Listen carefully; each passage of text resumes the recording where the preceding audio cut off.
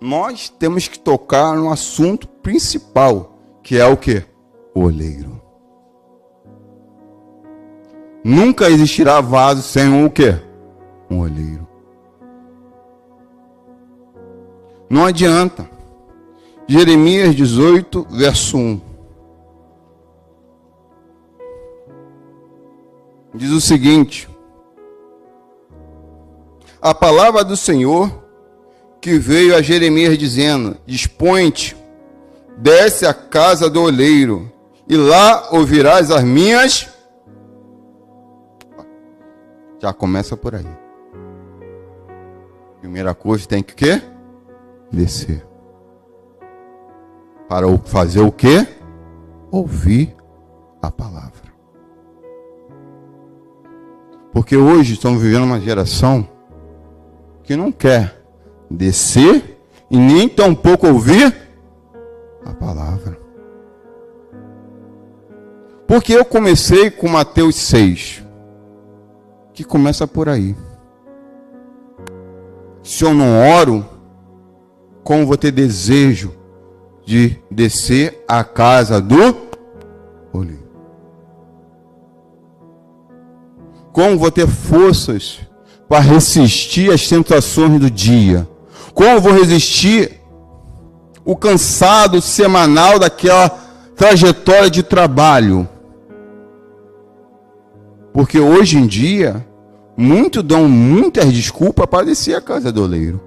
Olha, não dá hoje porque a minha casa está em visita. Não dá hoje porque eu estou muito cansado. Poxa, não dá hoje porque eu estou passando mal. Não dá hoje porque, cara, eu marquei um compromisso com uns amigos meus, cara, que a gente tem que ir ver um jogo. Ah, não dá hoje porque hoje tem uma reunião familiar. Não dá hoje. Quantas desculpas para não descer à casa de quem? Do oleiro. Porque a casa do oleiro, aonde se ouve o quê? Palavra. Mas isso tudo começa com pequenas coisas, pequenas frechas, pequenas rachaduras.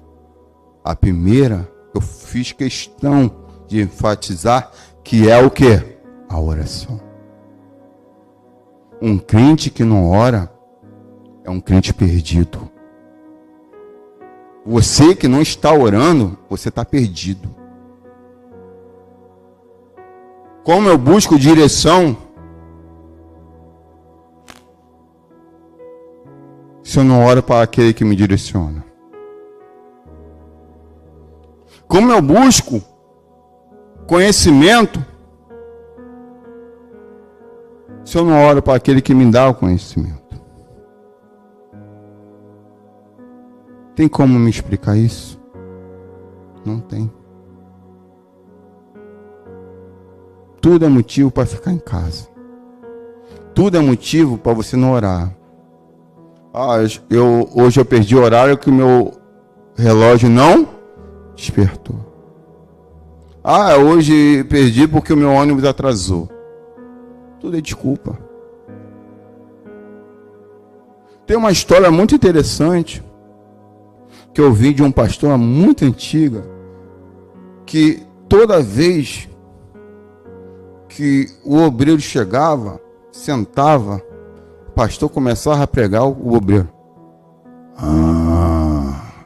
dormindo. Aí isso já estava incomodando a galera, né? Poxa, o obreiro tal, toda vez que chega ali, senta e dorme.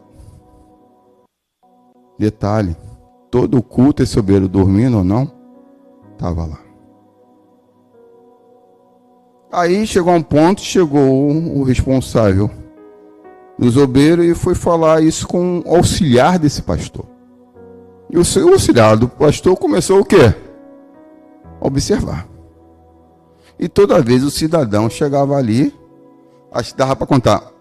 Já viu aquela anestesia? Conta 1, 2, 3 e se já está dormindo? Era ele. Sentou 1, 2, 3, o cidadão já estava dormindo. Aí o pastor olhou assim, poxa, que fulano falou é verdade. Poxa, vou conversar com o pastor sobre isso. Pastor, obreiro tal, todo culto que chega, ele senta, isso vai, olha para ele, está dormindo. O senhor tem que chamar a atenção dele, pastor. Que os outros obreiros já vieram me questionar sobre isso. Esse homem. Aí o pastor olhou assim. É mesmo? Eles cobraram isso? Sim. Vieram e me cobraram. Aí o pastor virou assim. Sabe esse homem que você está vendo, senta e dorme? Ele trabalha de meia-noite a meio-dia. E saindo do trabalho, ele vem aqui na igreja, ajeita as coisas, limpa as coisas e volta para outro trabalho. E chegando do trabalho, ele não vai para casa não. Ele vem direto para a igreja. Agora eu te pergunto, quantos desses perguntaram que ele estava dormindo? Quantas vezes eu não vejo eles no culto? Ele mesmo cansado não deixa de vir ao culto.